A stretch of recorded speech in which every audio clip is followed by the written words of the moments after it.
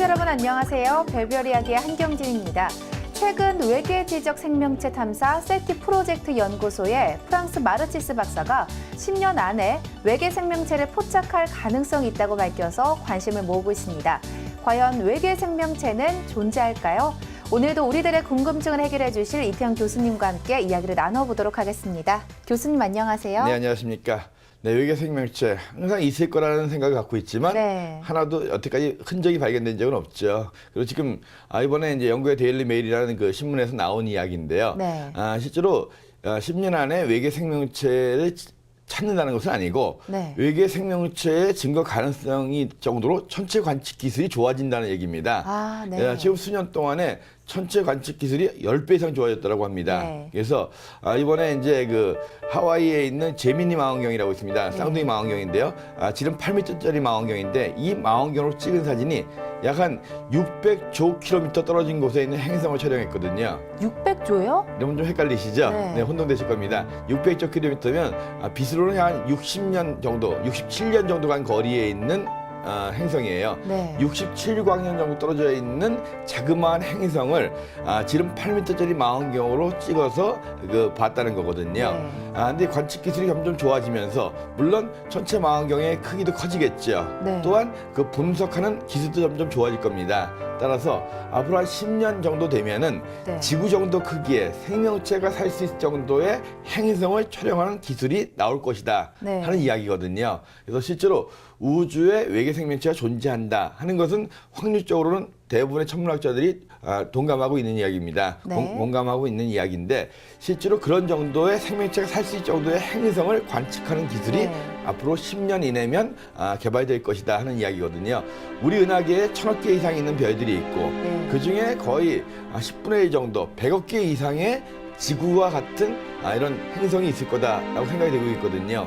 지구 정도로 적당한 크기에 적당한 온도를 갖고 있는 행성이면 생명체가 살 수 있을 거니까 또 생명체가 살면서 여러 가지 내뿜는 뭐 메탄이라든가 생명체와 필요한 생명체가 존재하는 가능성이 있는 그런 대기 성분을 분석하면 이 정도 행성에 이 정도 크기고 이 정도 대기 성분이면 생명체가 살 수 있지 않겠느냐라고 분석이 나올 것 같거든요.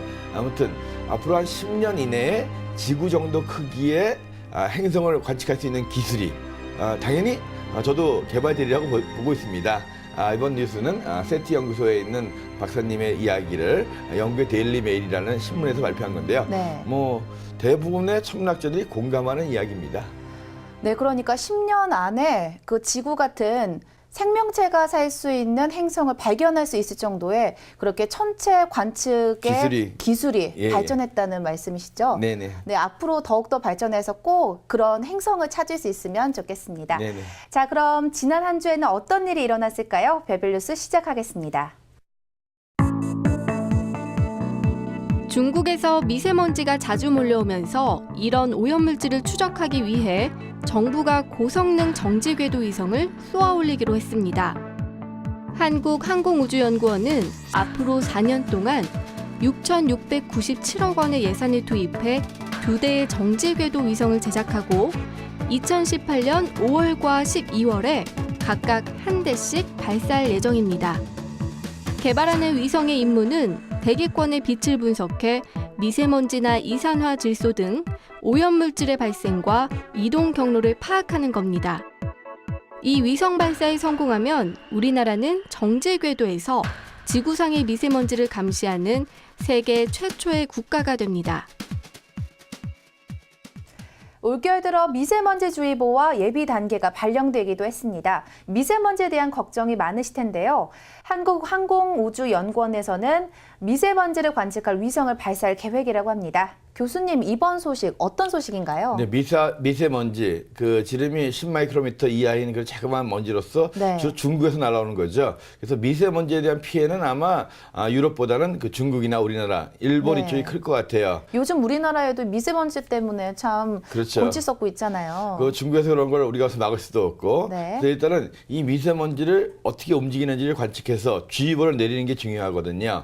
그래서 항공우주연구원에서 앞으로 4년 동안에 한 6,700억 원 정도의 돈을 들여가지고 이 위성을 개발해가지고 2018년 5월과 12월 2대의 위성을 쏘아 올리겠다. 근데 위성이 항상 우리를 내려다보고 있어야 되잖아요. 그렇기 때문에 위성 궤도는 정지 궤도가 돼야 됩니다. 네. 이 지구로 땅 위로부터 36,500km 정도 위에 있는 곳이거든요. 네. 그래서 한반도 위에 36,500km 정도 위에 떠서 적도 위에 떠 있습니다. 네. 적도 위에서 항상 우리나라 내려보면서 수시로 이제 미세먼지들이 네. 어떻게 이동하는지를 감시해가지고 미세먼지 주의보를 내려서 사람들한테 대비를 하겠다는 거거든요. 네. 무게 한 3톤 정도 크기의 이 위성 2대를 2018년까지 이제 네. 개발해서 2대 쏘아 올리는 건데요. 그만큼 다른 나라보다 우리가 세계 최초로 미세먼지 감시 위성을 쏘아 올리는 것은 네. 우리나라의 미세먼지 피해가 클 수 있다라는 경각심을 올려주는 거기도 하고요. 아무튼 6,700억 원. 비록 엄청난 큰 돈이긴 하지만 그걸 통해서 많은 분들이 미세먼지에서 대비할 수 있고 네. 미리 준비할 수 있다면 큰 도움이 될 것 같습니다. 네, 그러니까 한국항공우주연구원에서 그 미세먼지를 그 관측할 수 있는 위성을 2대 쏘아 올릴 예정인데 네네. 이게 세계 최초로 될 수 있다는 말씀이신 그렇죠. 거죠? 이제 보통 미세먼지 가지고 피해를 보는 네. 나라들이 이렇게 유럽이라든가 미국이 아니기 때문에 네.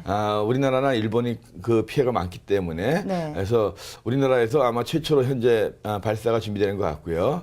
적도 상공에 떠서 항상 24시간 동안 네. 미세먼지의 흐름을 갖다가 분석하는 탐사하는 그런 역할을 할 것 같습니다. 네, 정말 요즘에 미세먼지 때문에 참 고생을 하는 사람들도 많은데요.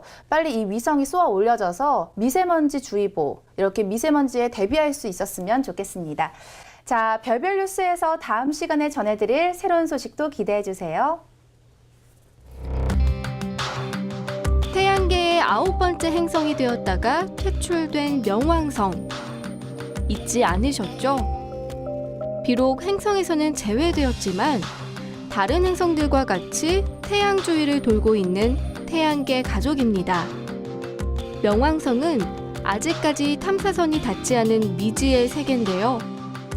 앞으로 1년 6개월 후면 그 베일이 벗겨질 것으로 기대하고 있습니다.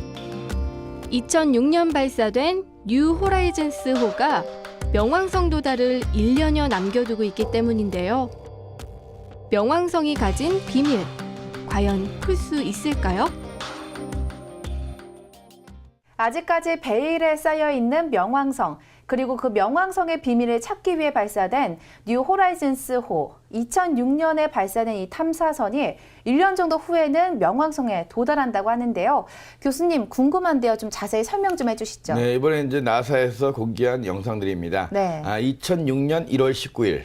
그러니까 8년 전이죠. 네. 8년 전에 발사된 뉴 호라이즌스호가 이제 내년 2015년 7월 14일경에 가장 그 명왕성에 가까이 접근합니다. 네. 가장 가까이 접근했을 때의 거리가 한 13,000km 정도 돼요. 지구의 지름 정도까지 가까이 접근하는 겁니다. 와. 그래서 최초로 명왕성에 접근해서 명왕성의 자세한 사진을 찍어서 보낼 거거든요. 네. 과거에는 명왕성은 단순히 얼음덩어리다라고만 알려져 있었거든요.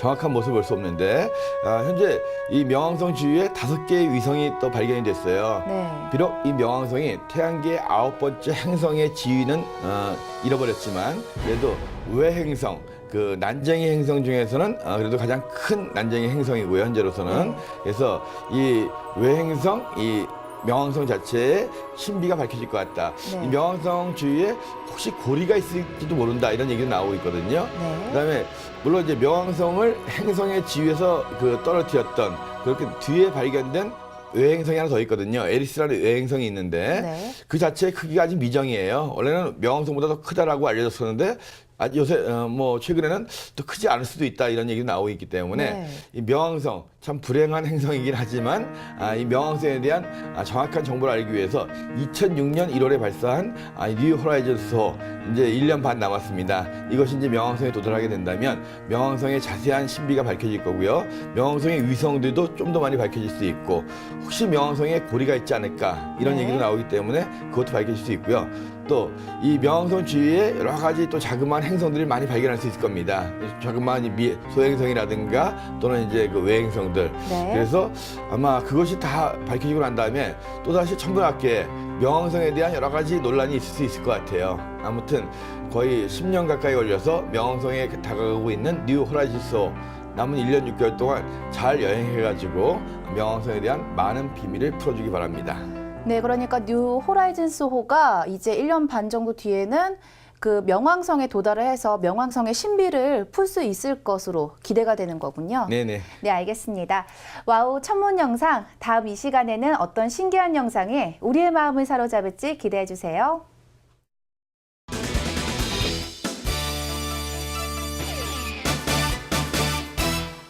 재미있는 생활 천문학 문제. 우리 은하는 네모 나선 은하다. 정답은 막대. 사람들이 모여 사는 도시. 그리고 별들이 모여 사는 은하. 은하는 우주의 바다에 떠 있는 별들의 섬이라고 하죠. 우리가 살고 있는 은하를 그동안 나선 은하라고 했는데요. 더 정확히 분류하자면 막대 나선 은하라고 합니다. 그렇다면 막대 나선 은하는 무엇일까요? 이럴 때 우리가 힘차게 불러보는 이 말. 이태원 교수님, 궁금해요. 나선 은하라는 말은 익숙한데요. 막대 나선 은하라고 하니까 왠지 생소한 느낌이 듭니다. 그런데 나선 모양의 은하 모습이 참 아름다운데 거기에 막대가 있다고 하니까 더 신기하다는 생각이 드는데요. 네네. 저도 학교 다닐 때 우리 은하가 나선 은하다 이렇게 배웠거든요. 그러니까 네. 우리가 안드로메다 은하 같은 걸 보면 이제 나선 모양으로 바람개비처럼 생긴 거거든요. 바람개비처럼 생긴 은하는 나선 은하라고 하는데 네. 바람개비 중심에 핵이 있는데 이 핵 부분이 길게 막대기가 있는 거예요. 네. 그래서 이 그냥 우리가 안에서 봤을 땐 못 느꼈는데 이 적외선 스피처라는 적외선 망원경을 보니까 우리 은하 중심 부분에도 길다란 막대기 모양의 구조가 네. 있더라. 그래서 한 26,000 광년 정도 길이의 막대 모양의 그런 별들이 진하게 모여 있는 부분이 있다는 것이 밝혀졌습니다. 그래서 과거에는 우리 은하가 안드로메다 은하와 같은 나선 은하인 줄 알았는데 네. 요즘 분리할 때는 나선 은하라고 하지 않고 막대 나선 은하. 그러니까 막대 나선 네. 은하와 나선 은하의 차이는 이 바람개비 모양인 건 비슷한데 네. 중심의 핵 부분이 원형으로 뭉쳐져 있느냐 아니면 네. 중심의 핵 부분이 약간 길게 막대처럼 늘어져 있느냐 이 차이거든요. 네. 우리 은하에서 우리 태양계에서 봤을 때 이 막대 이 구조물 위치가 네. 한 45도 정도 기울어져 있어가 잘 보이지 않았거든요.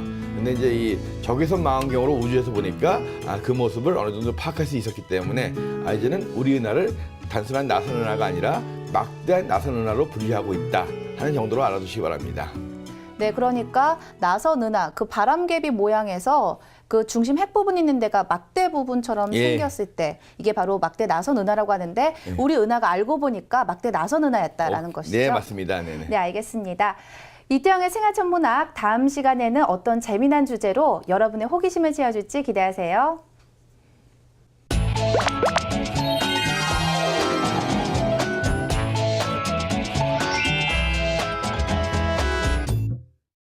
네, 이번 한 주 동안 하늘에서는 어떤 일들이 벌어질까요? 반짝반짝 천문 현상을 보시면 아실 수 있습니다. 교수님, 오늘 전해주신 하늘 소식 어떤 것들이 있나요? 네, 이제 서울이 지나고 났으니까 달이 점점 커오르겠죠. 네. 그래서 2월 7일이 상현입니다. 2월 7일이 이제 반달, 오른쪽 반달이거든요. 네. 이 달을 관측할 때 가장 좋은 시절이 바로 이 초생달부터 반달 정도까지 제일 좋거든요. 네. 이제 밤도 아직 길잖아요. 주위에 천문대가 있으시면 네. 요즘이 하늘에서 달을 볼 수 있는 가장 좋은 시기입니다. 그래서 저녁 하늘에서 저녁달이라고 하잖아요. 네. 새벽이 되면 달이 이제 져버립니다. 그래서 저녁 때 이 달이 가늘한 달 옆에 그 그림자 있는 경계선 부분을 망원경으로 보면 그 그림자 지는 분화구 크레이터 부분에 그림자 지는 모습이 가장 아름답게 보여요. 그래서 항상 천문대 가면 달을 아름답게 볼 수 있는 건 아닙니다. 가장 아름답게 저녁 하늘에 볼 수 있는 것이 바로 이 상현 전후거든요. 그래서 이 하늘에서 특별한 현상은 없지만 이번 한 주 동안에는 천문대 가셔가지고 망원경으로 달을 보시면 달의 크레이터의 그림자 진 부분과 더불어서